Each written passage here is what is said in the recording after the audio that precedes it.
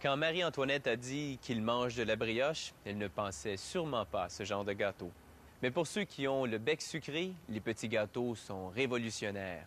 Idéal pour une collation rapide et emballés individuellement pour garder leur fraîcheur, ils permettent de se gâter, même si on n'a pas le temps de cuisiner.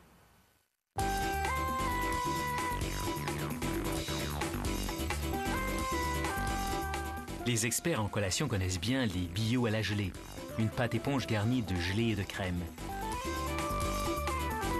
C'est d'abord la pâte au sortir du four. Les bras articulés alignent ensuite chacune des bandes de pâte pour l'étape suivante, le garnissage. Premièrement, une couche uniforme de garniture à la crème.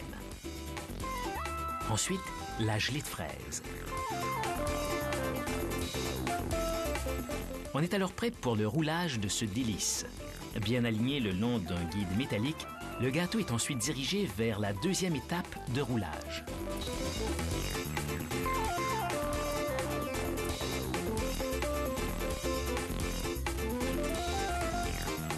Vient ensuite le temps de couper les portions individuelles et d'en compléter la finition du roulage.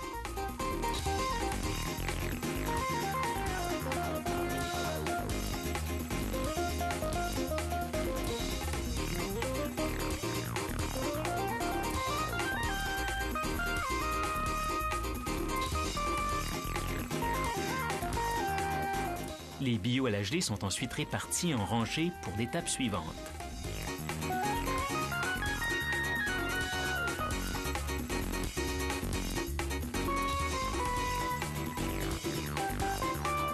Ils sont arrosés sous cette chute de délicieux sirop de fraise qui aidera à retenir les flocons de noix de coco qui sont essentiels au goût. Une fois l'excédent enlevé, les billots sont maintenant prêts à être emballés pour la grande joie des papilles gustatives. Mais, chers gourmands, vous n'êtes pas au bout de vos délices. Attendez de voir ce qui vient. Nous y voici. Une pâte au chocolat garnie de crème à la vanille et recouverte de chocolat. Le tout commence au mélangeur.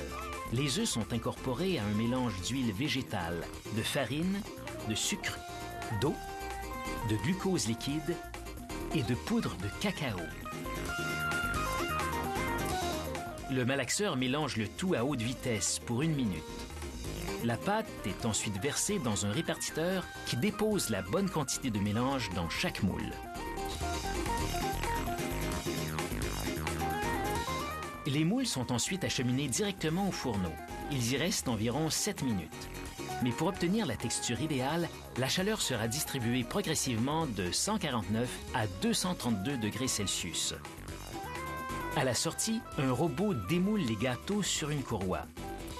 Ensuite, il dépose les moules vides sur une autre courroie qui les ramènera au début du processus.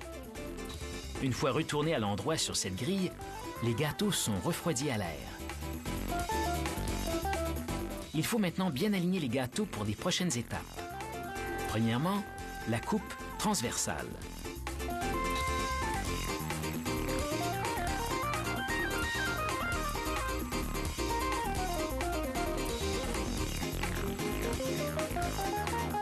Ensuite, ce tube à succion place les deux parties côte à côte. Puis, un mince fil de fer laisse tomber une généreuse tranche de crème sur les fonds.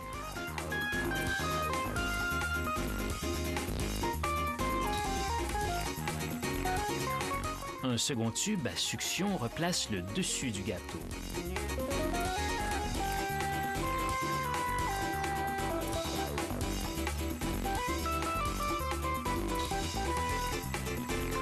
C'est l'heure de la douche d'un chocolat liquide.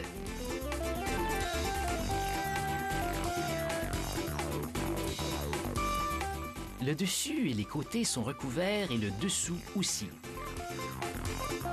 L'excédent est soufflé directement dans un bac afin d'y être recyclé. Le gâteau passe ensuite dans un tunnel de refroidissement. 5 minutes de réfrigération font durcir la garniture au chocolat. Vient ensuite l'emballage. Tels des petits soldats, les gâteaux bien alignés sur une feuille de polypropylène sont d'abord scellés puis ensuite séparés. Ils resteront frais jusqu'au moment d'être savourés.